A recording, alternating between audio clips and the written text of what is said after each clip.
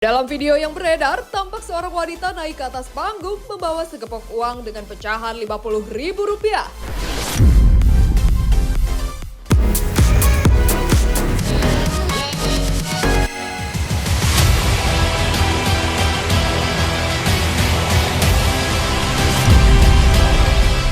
Tak kalah panas jadi sorotan dan viral. Inilah kisah para selebriti yang mencuri perhatian warganet.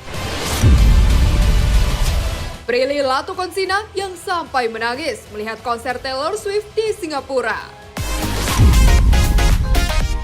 Pemirsa silet RCTI, aksi aktris cantik Prilly Latukonsina saat menyaksikan konser Taylor Swift di Singapura sukses mencuri perhatian warganet.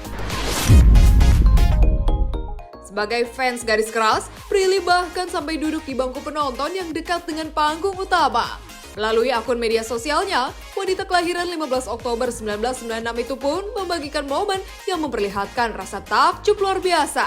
Tak hanya ikut bernyanyi dan berjingkrak bersama penonton lainnya, Prilly sampai menangis haru dan bahagia.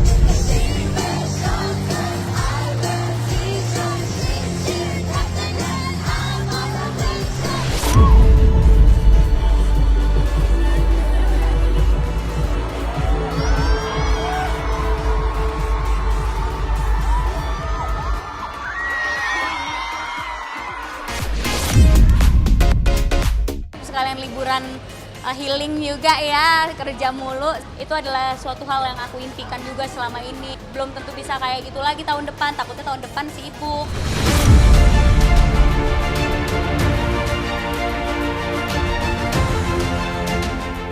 Vicky Prasetyo akhirnya angkat bicara dan bantah melakukan penipuan 1,8 miliar.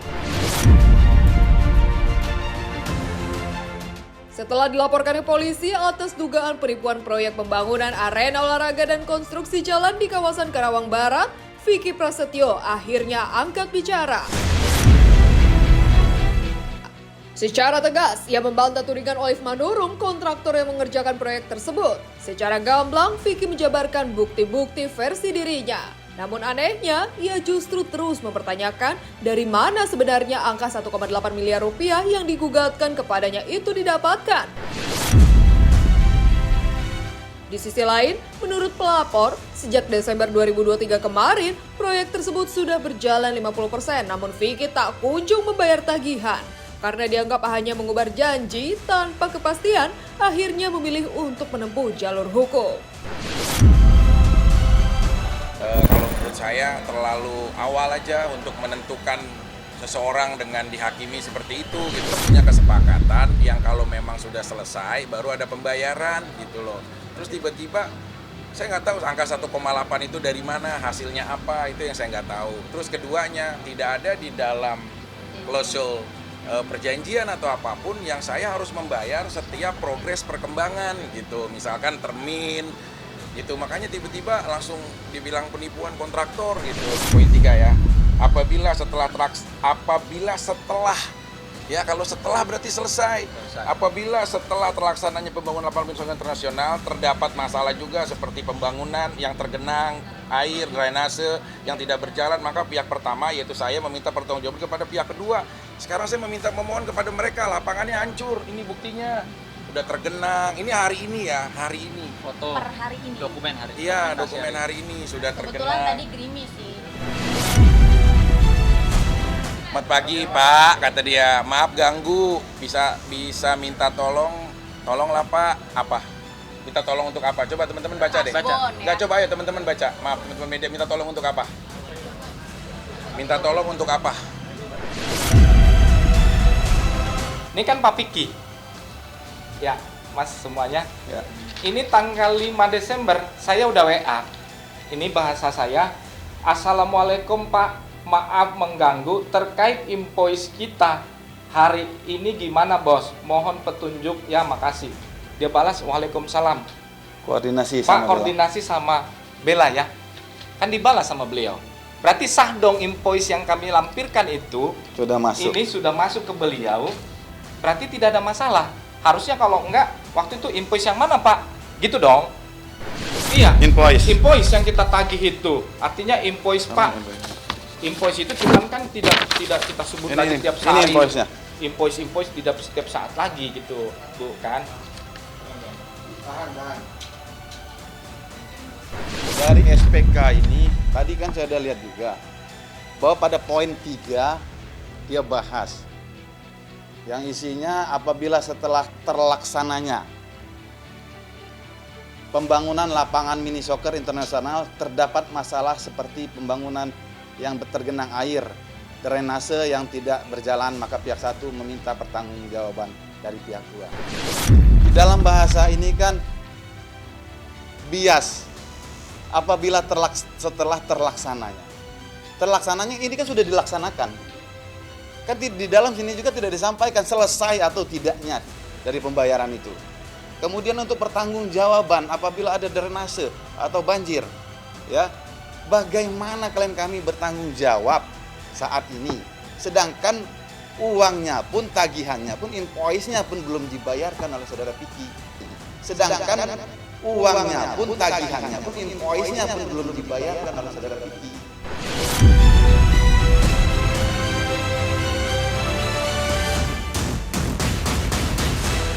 Viral, BCL disawer saat tampil di acara ulang tahun di Makassar. Kabar viral selebriti selanjutnya hadir dari Bunga Citra Lestari. Kini dirinya tengah menjadi perbincangan hangat di jagat maya. Pasalnya, wanita yang akrab disapa BCL itu mendapat saweran saat tengah tampil di sebuah pesta ulang tahun salah satu pengusaha di Makassar, Sulawesi Selatan. Dalam video yang beredar, tampak seorang wanita naik ke atas panggung membawa segepok uang dengan pecahan Rp50.000. Menyadari sosok yang menggelar acara tersebut berjalan ke arahnya, BCL lebih dulu membungkukkan badan. Sebelum menerima uang, ia pun memindahkan mic-nya dari tangan kanan ke kiri. Setelahnya, BCL menerima uang dengan kedua tangannya sambil tersenyum dan mengucap terima kasih. Sikap BCL saat menerima uang itu pun sukses menuai pujian dari warganet karena dianggap sangat sopan dan tetap profesional melanjutkan penampilannya di atas panggung.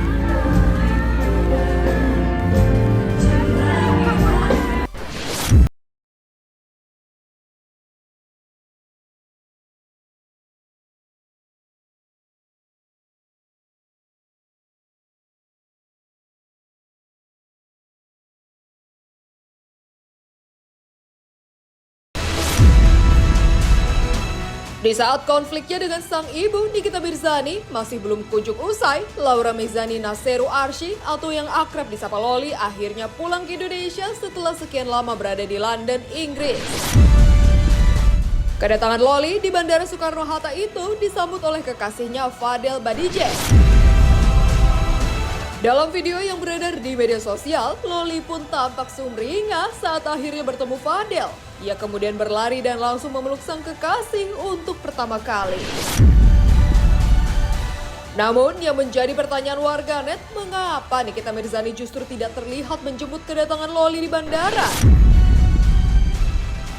Ia justru melakukan siaran langsung di media sosial, namun saat ditanya oleh para penontonnya terkait Loli, Nikita seolah tak mau menggubrisnya sama sekali.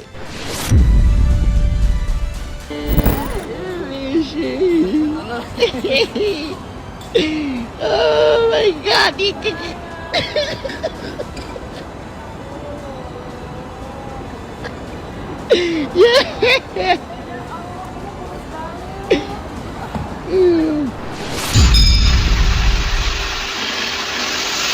dia kan anak gue ya, suatu saat dia pasti akan cari gue.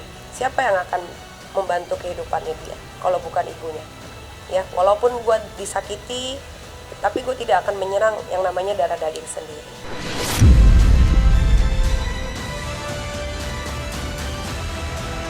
Gideon Tanker tak gentar perjuangkan harta gono gini sampai datangi rumah Rita Amelia.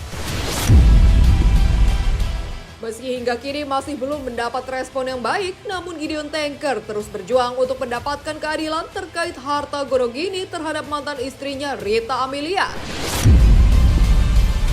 Setelah melaporkan Rita, bahkan kedua anaknya, kini Gideon rela turun dari kawasan Puncak Bogor mendatangi salah satu aset rumah yang menjadi sengketa di kawasan Cempaka Putih, Jakarta Pusat. Sempat ditinggali oleh Rita dan anak-anaknya, kediaman itu tampak tak terawat. Bahkan salah satu mereka sempat meminta agar rumah itu dijual padahal merupakan aset pribadi milik Gideon. Karena itulah ia berharap ada tanggung jawab dari sang mantan istri, apalagi sampai detik ini kunci rumah tidak dikembalikan kepadanya. Lantas benarkah meski perseteruan dengan Rita semakin memanas, namun Gideon tetap memendam rindu kepada anak serta para cucunya?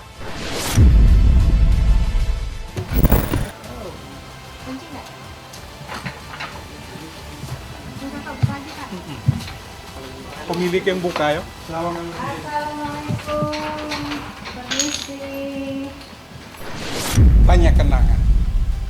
Rumah ini menyimpan berjuta kenangan. Baik kebersamaan dengan Ibu Rita maupun anak-anak. Buat hati, buat cinta. Jauh sebelum Ibu Rita datang di sini, rumah ini sudah ada. Ini rumah mama.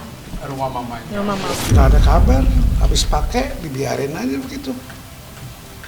Jadi gimana tuh? Sebelumnya pernah minta Maksudnya sadar sendiri dong bilang nih kami sudah selesai pakai tugasnya gini. Oke, kami tidak ada sampai begini aja ada di rumah. Jalan berapa tahun nggak tahu. Saya juga nggak mau inget dan tugas saya soalnya. Ya dari kecil mereka di sini. Dari nikah ya sampai tahun 2000 berapa ya itu? Kurang lebih 20-an tahun ya Om ya? Lebih dong. Lebih. Pada gigil ke 36. Nah, ini.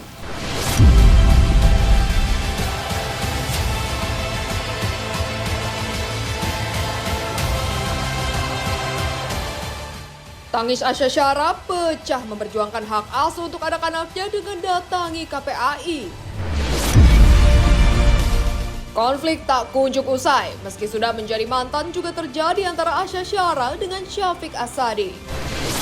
Keduanya telah resmi bercerai dengan hak asuh anak jatuhnya ke tangan Asya. Namun, para buah hatinya tetap tinggal dengan mantan suami hingga kini yang disebut-sebutnya memiliki watak cukup keras.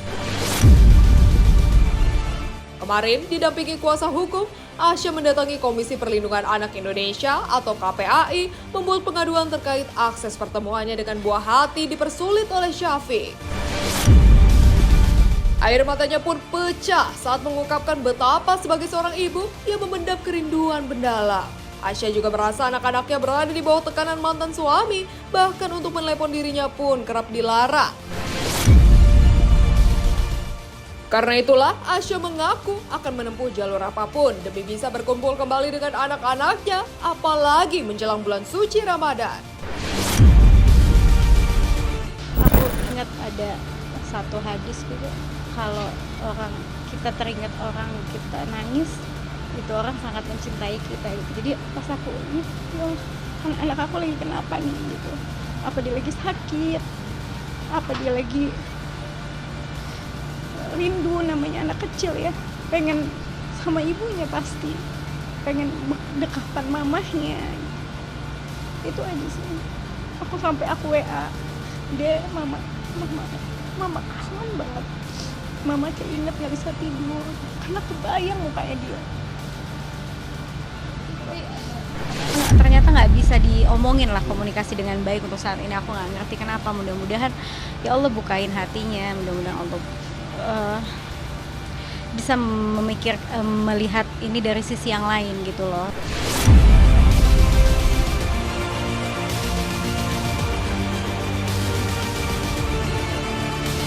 Marahnya Sunan Kalijaga protes pada kepala sekolah yang malah mendampingi pelaku perundungan. Geram dan juga penuh kekecewaan dirasakan Sunan Kalijaga saat menjalani sidang lanjutan kasus dugaan perundungan terhadap Sean, putranya sebagai korban. Dalam video viral di Jagadmaya, memperlihatkan Sunan marah kepada pihak sekolah yang dianggap ada kecenderungan memihak terdakwa. Pasalnya, kepala sekolah justru mendampingi terdakwa dalam beberapa sidang yang digelar di Pengadilan Negeri Jakarta Selatan. Meski beralasan bahwa terdakwa masih di bawah umur sehingga butuh pendampingan, hal itu ditolak mentah-mentah oleh Sunan, bahkan istrinya pun enggan saat kepala sekolah berusaha untuk meminta maaf. Sementara anak saya, siapa? Ada yang damping dari sekolah? Nggak ada. Ini ya bentuk protes saya kepada sekolah Al-Azhar Kemandoran ya, Al-Azhar 4 Kemandoran. Anak saya jadi korban, ya. Anak saya jadi korban, tapi pihak kepala sekolah maupun wali kelas anak saya malah mendampingi tersangka atau terdakwa, ya. Saya nggak terima nih kayak begini nih. Oh ya, baik, saya minta maaf.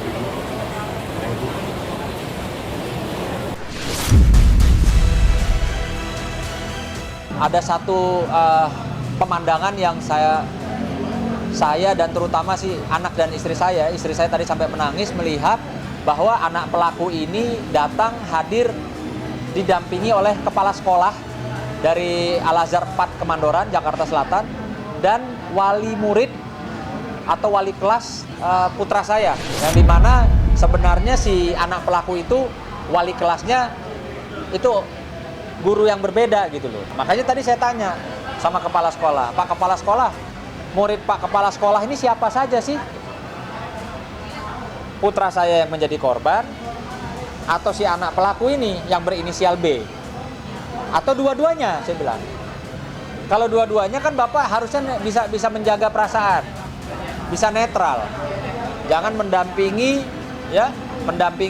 anak yang menjadi pelaku. Nah, kan kita sama-sama bayar sekolah. Saya sampai tanya sama anak saya, kamu pernah nggak bayar sekolah? Saya bilang.